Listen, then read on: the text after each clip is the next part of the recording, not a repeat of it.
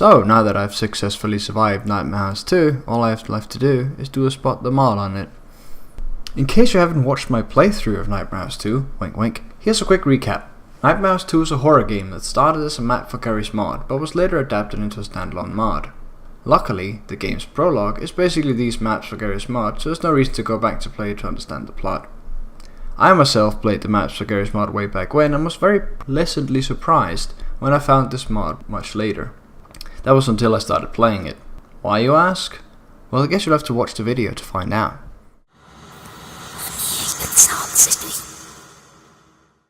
It's amazingly important for a horror game to have as true to life graphics and sound effects as possible, so the player can really get into the atmosphere of the game.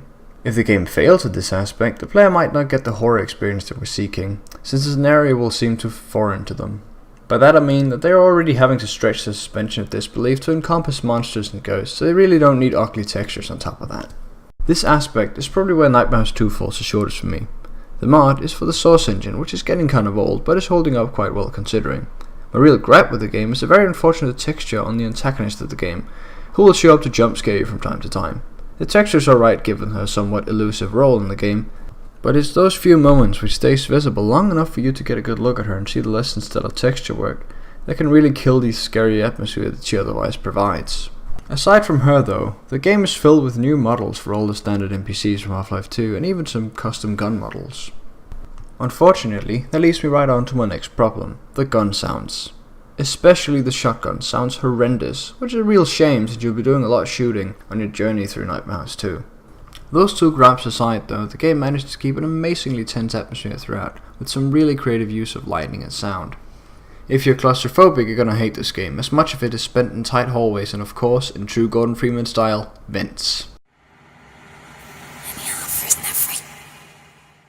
There really isn't much to say about gameplay as the game is set in the Source engine.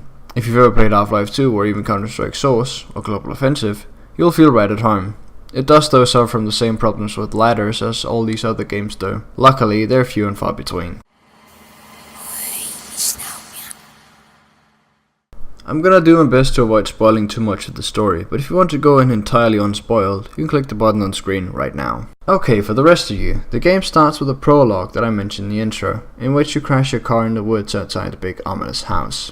Seeing as you have no other option, you try to get inside to get some help. In true horror story fashion, you totally ignore all the blood on the front porch, and soon find a way inside, where you are assaulted by all manner of zombies and occasionally get glimpses of a pale woman. Eventually you manage to get out of the house again and run to your car, but just when you get there, the woman appears in front of you and knocks you out.